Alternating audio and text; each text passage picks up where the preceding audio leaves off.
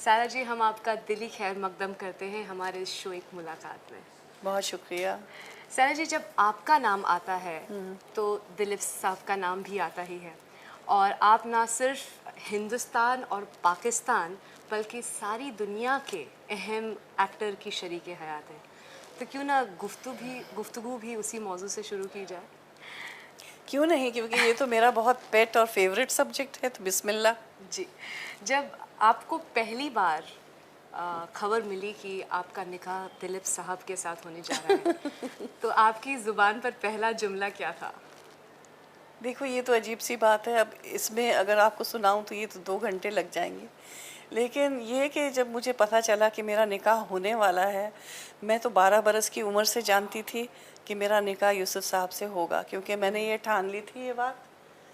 ये बात ठान ली थी 12 बरस की उम्र में कि अगर मैं निकाह करूँगी और अगर मैं शादी करूँगी किसी से, तो इंशाअल्लाह वो यूसुफ खान से ही होगी। That was my dream. और मेरा ड्रीम जो है वो हकीकत में रियलाइज़ हुआ है। बहुत खुश नसीब हूँ, क्योंकि लोगों की जो हसरतें हैं कभी तमाम पूरी नहीं होती हैं, लेकिन अल्हम्दुलिल्लाह मैं इतनी लकी हूँ और खुश नसीब हूँ कि जितनी हसरतें मेरी रही हैं वो अल्हम्दुलिल्लाह सब पूरी हुई हैं। जी, बिल्कुल। अ, सारा जी, दिलीप साहब की शख्सियत एक सहर है। चूँकि ये प्रोग्राम उर्दू में है, उर्दू जानने वाले ख़ासकर दिलीप साहब में गहरी दिलचस्पी रखते हैं। तो यूँ तो उनको काफ़ी बातें पता है। सारी दुनिया ही दिलचस्पी रखती है, जी, वो शख्सियत बिल्कुल। ही ऐसी हैं जी, माशाअल्लाह। बिल्कुल। जी। तो शरीके हयात होने के तौर पर कोई ऐसी बात जो हमारे नाज़रीन को आप बताना चाहेंगी दिलीप साहब के बारे में? देखिए, अभी जैसे मैंने आपको कहा कि मैंने 12 बरस की उम्र में ही ये तसव्वुर कर लिया था कि this is the man for me. तो एक इतने यंग इंसान में, मेरे में, यानी कि कोई एक ऐसी बात होगी वो भांपने के लिए, वो जांचने के लिए कि मैं जिस इंसान को देख रही हूँ, यानी कि दिलीप साहब को जी, जब मैंने किसी महफिल में देखा या अपने घर पे आते जाते देखा, जी, तो मुझे यूँ लगा कि ये इंसान जो है ये सबसे हटके है इंसान। इसमें कोई ख़ास बात है और इनका जो एक पर्सोना जो है उसका असर जो है मेरे यंग और मेरे इम्प्रेशनेबल माइंड पे हुआ। जी, तो मेरे ख़्याल से दिस वाज इंट्यूशन के दिस इज़ अ पर्सन जो कि बिल्कुल अलग हैं, और ज़िंदगी में चाहूँगी तो मैं चाहूँगी कि यही मेरे साथी हों। जी, और इनकी जो बात जो है मुझे सबसे अच्छी जो लगी, जब मुझे याद है मुग़ल आज़म का सेट लगा हुआ था और हम लोग हर साल जो है, मेरी वालदा और मैं, मेरे भाई, मेरी नानी, हम सब लंदन में रहा करते थे। जी, हमारी पढ़ाई वहाँ हो रही थी, हम दोनों की, मेरे भाई की और मेरी। वहाँ के स्कूल में हम पढ़ते थे एज डे स्कॉलर्स, और वहाँ पे एक घर लिया हुआ था। और अक्सर जो लंबी छुट्टी होती थी जुलाई से सितंबर तक, तो मेरी वालदा जो हैं वो हमें पूरा, यानी कि यूरोप दिखाते हुए, और ये हर साल का मामूल था या हर दूसरे साल का मामूल कि यूरोप होते हुए और फिर हम अपने घर आते थे हिंदुस्तान। जी, तो यानी कि वालदा की ये कोशिश रही हमेशा कि बेहतरीन से बेहतरीन वहाँ तरबियत हो, तालीम हो, लेकिन जो हमारा देसीपन है, जो हमारे रूट्स हैं, जो हमारी असलियत है, जो हमारी हिंदुस्तानी सभ्यता है, उससे कोई हमको, यानी कि गफलत ना हो। जी, तो हम पूरी छुट्टी जो है इस तरह गुजारते थे, ज़्यादा से ज़्यादा वक्त यहाँ गुजारते थे। उस दौरान मुग़ल आज़म का सेट लगा हुआ था ऐसी एक छुट्टी में, शीश महल। और मेरी वालदा के चंद फ्रेंड्स, एक लेडी थी, बहुत करीब थी उनसे, और लंदन से वो आई और रॉयल फैमिली से ताल्लुक़ वो रखती थी। जी, और उन्होंने कहा कि रोशन, मेरी वालदा नसीम जी का नाम रोशन था, तो हमें शूटिंग देखनी है, मुग़ल आज़म की शूटिंग है। तो फ़ौरन आपा जी ने यूसुफ साहब के यहाँ टेलीफ़ोन किया और हम लोग गए हमारी गाड़ी में बैठे हुए। अब जब हम पहुँचते हैं वहाँ सेट के ऊपर, जो स्टेज है ना उसका दरवाज़ा, तो उस पे यूसुफ साहब खड़े हुए थे इस तरह ऐसे, और सफ़ेद शर्ट और पैंट पहने हुए, और मैं बहुत I was a very young girl. 12 साल की, तभी आप 12 साल की उम्र की नहीं थी? नहीं, उससे भी जब छोटी? तो आई वुड हैव बीन, हाँ 13 और समथिंग लाइक दैट। 12 साल में तो पहले मैंने इनको देखा था, लेकिन उस दिन की बात सुना रही हूँ। तो जैसे मैंने इनको देखा, I said oh my God, इनका तो पैकअप हो गया, you know. And I was film fan, यानी कि जो भी रिसाला आता था लंदन में, उस पर लपक के मैं देखती थी कि क्या आ रहा है उसमें, क्या हो रहा है, क्या शूटिंग है, कौन से स्टार्स हैं। तो फ़ौरन यूसुफ साहब ने मेरी वालदा को और मुझको देखा, आपको याद तो होगा नहीं, तो गाड़ी की तरफ बढ़े और he lean into the window and said के आपा जी, ये नसीम जी, शूटिंग तो पैकअप हो गई है मेरी, लेकिन आप अंदर चलिए और वो कव्वाली गाना कुछ चल रहा है। और मुझे याद है कि I was so crest fallen के यूसुफ साहब की शूटिंग हो चुकी है। बहरहाल हम लोग अंदर गए और वहाँ इन्होंने हमें इंट्रोड्यूस किया सबसे, और कोई कव्वाली चल रही थी वहाँ, जो मुझे मुझे तो होश ही नहीं है, क्योंकि मुझे ये सिर्फ एक ख्याल था कि मैं साहब को देख रही थी, यू नो, कि I was such a crazy fan of his. तो वहाँ वो शूटिंग हमने देखी, तो वहाँ पे भी मुझे आई थॉट कि this is somebody who is so simple and so nice, so unassuming. और यही इनकी क्वालिटी है जो मुझे हमेशा, यानी कि जिस क्वालिटी ने मुझे जीता है, इनकी सिंप्लिसिटी। आप देखिए कि पहनावा भी इतना सिंपल है, ये नहीं कि इनको अच्छे कपड़ों की मालूमात नहीं है, लेकिन एक से एक सूट है। अपने शूज़ और टाइज़ और हैंकीज़ जो हैं, इनका कलेक्शन माशाल्लाह से वो एक ट्रेजर है, क्योंकि बहुत शौक़ से अपने कपड़े वगैरह ये रखवाते हैं। लेकिन अक्सर जो इनका पहनावा है वो सफ़ेद एकदम सिंपल है, और वैसी उनकी लिविंग है, कभी भी शोर शराबा नहीं है। खाने के ऊपर, खाना हम बिल्कुल हल्का बनाते हैं, और जो इनकी पसंद की चीज़ें हैं वो कभी कभार जैसे बनती हैं ईद त्यौहार पे, बिरयानी, पुलाव और आलू गोश्त वगैरह वगैरह। बेसिकली हम लोग फूड ईटर्स हैं, वी लव टू ईट। और फिर ये भी है कि वेजिटेरियन भी इनको बहुत पसंद है, जैसे सेव पूरी और दही बटाटा पूरी, दही बड़े बहुत अच्छे बनते हैं हमारे यहाँ। तो मेरी वालदा और यूसुफ साहब की वजह से और मेरी नानी की वजह से हमारा घर का क्विजीन जो है, जो पकवान है माशाल्लाह, वो काफ़ी यानी कि डाइवर्स है।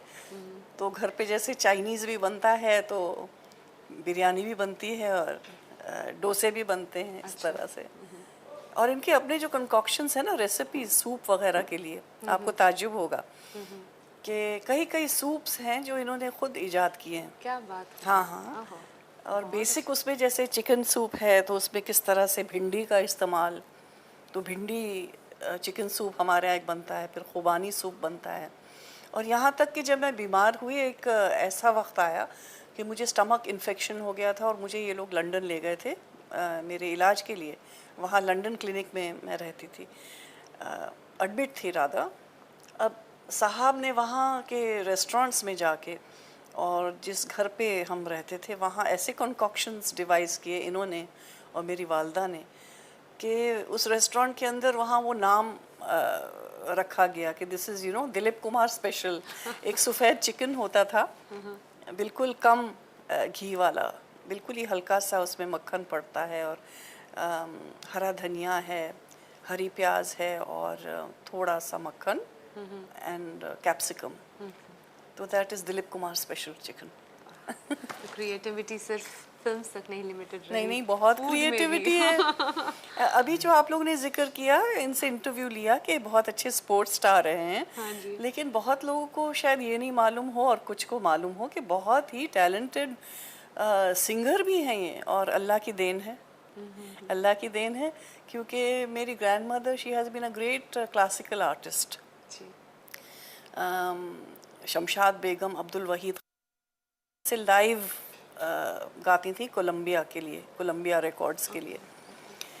तो अम्मा जी जब रियाज़ करती थी, तो यूसुफ साहब साथ में बैठ के जब गुनगुनाते थे तो कहते थे कि सुभान अल्लाह। मेरी अम्मा जी कहती थी, यूसुफ मियाँ आपके गले में ऐसी अच्छी मुर्कियाँ हैं, इट इज़ गॉड्स गिफ्ट, आप ज़रूर सीखिए, आप ज़रूर सीखिए। बहुत खूब। हाँ, बहुत अच्छा। और सितार भी बहुत अच्छा बजाते हैं, वो तो आपको इल्म होगा कि जब कोहिनूर की शूटिंग हुई थी, I have got to learn this, मुझे बाद में पता चला कि जब शूटिंग हुई तो इन्होंने मेरे ख्याल से चंद महीने या एक साल भर खूब ऐसी प्रैक्टिस की, और वाकई यानी कि जो सरगम वगैरह जो आलाप इन्होंने सब प्ले किए हैं वो अपने आप इन एक्चुअलिटी प्ले किए हैं। अक्सर हम लोग तो है ना वो हाथ घुमा देते हैं सितार के ऊपर, पर इन्होंने तो उस तरह से इन एक्चुअलिटी प्ले किया है। So he is very talented musically also. एक ही इंसान में अल्लाह पाक ने ढेर सारी खूबियाँ दे दी, बिल्कुल। तभी तो हम सब खिंचे जाते हैं उनकी तरफ। बिल्कुल सही बात है, बिल्कुल। अब मैं आपसे थोड़ा जंगली के बारे में पूछना चाहूँगी। हाँ, जंगली। आपकी फिल्म जंगली आई 1962 में। जी सही। वो दौर था जब ब्लैक एंड वाइट सिनेमा से हम कलर सिनेमा की तरफ जा रहे थे। And we must give the credit to Junglee. जी, जंगली पहली कामयाब सही। फिल्म थी ईस्टमैन कलर की। सही बात। और आप एक सुपरस्टार के साथ काम कर रही थी उस वक्त के शम्मी कपूर। एक तरफ आपकी खूबसूरती के चर्चे हो रहे थे तो दूसरी तरफ कामयाबी आपके कदमों को चूम रही थी। तो कैसा लग रहा था, कैसा महसूस हो रहा था उस वक्त? बहुत ही अच्छा महसूस हुआ। बस यही एक ख्याल था कि खूब मेहनत करनी है मुझे, जी। क्योंकि मुझे कुछ भी नहीं आता था। और ऐसे ऐसे मौके हुए जबकि मैंने अपने आप को काफ़ी यानी कि शर्मिंदा पाया, क्योंकि ये एहसास था कि वाकई इतनी कमी है मेरे में। ना तो मैं डांसर हूँ, ना तो पूरी तरह से मैं ज़ुबान से वाकिफ़ हूँ, क्योंकि अब जितना मैं उर्दू बोल लेती हूँ या हिंदी बोल लेती हूँ, उस वक्त यूँ होता था कि क्योंकि मेरा मीडियम इंग्लिश और फ्रेंच रहा एंड लैटिन जो कि रूट लैंग्वेज है इंग्लिश की और सब European language German, Italian, French की, तो वो संस्कृत की तरह है, लाइक संस्कृत।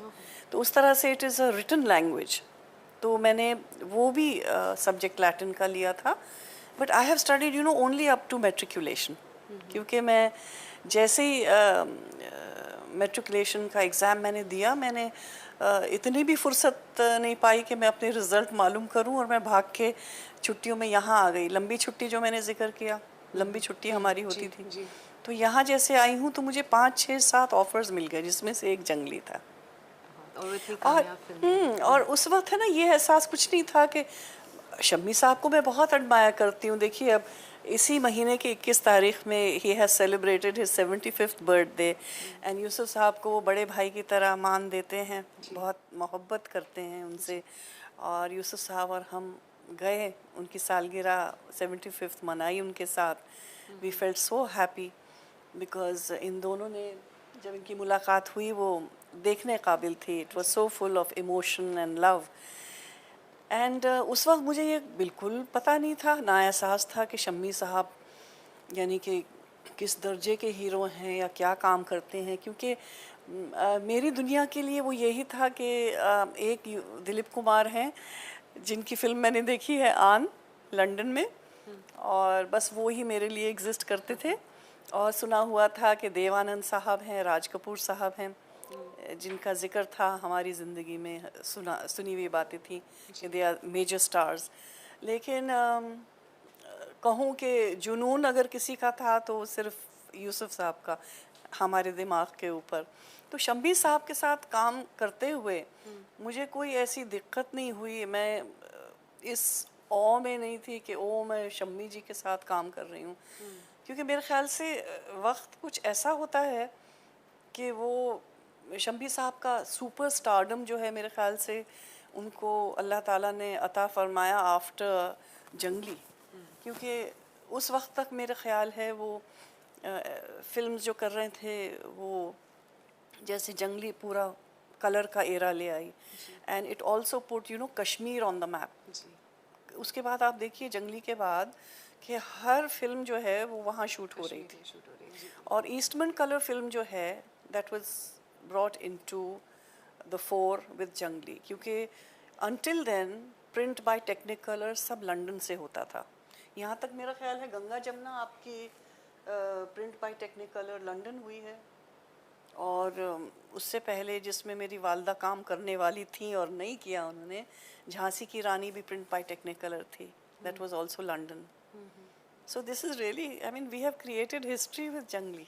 बिल्कुल। और उसके साथ साथ क्या हुआ जंगली के साथ कि जैसे कि कलर आया, उसका दौर आया, तो उसी तरह से कॉस्ट्यूम्स, मेकअप, गेटअप्स, मेकओवर्स, क्योंकि मेरी वालदा ने, I think she is the first lady जिन्होंने कॉस्ट्यूम्स डिज़ाइन करने शुरू किए मेरे लिए। ज्वेलरी जो मेरे लिए बनती थी फिल्म्स के अंदर वो कस्टम मेड होती थी। जी। और हैरानी की बात है कि जितेंद्र के जो अंकल होते थे वो ज्वेलरी उन्होंने ही brought the jewellery to my mother's place. फिल्मी जो ज्वेलरी होती है और जितेंद्र मुझे सुनाते हैं कि he had come to meet me along with his uncle at that time. तो आपा जी मेरी वालदा यानी कि ना सिर्फ कॉस्ट्यूम्स बनवाती थी, ज्वेलरीज भी बनवाती थी, असली भी मेरी, अच्छा। And also for film custom made. और आज तो आप देखिए कितनी सहूलत है कि कितने ही डिज़ाइनर्स हैं। बिल्कुल बिल्कुल।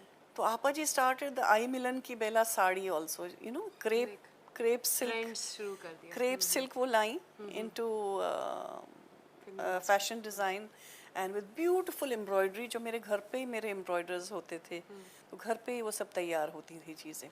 तो she is the one who put fashion designing on the mark जी। In In fact, films.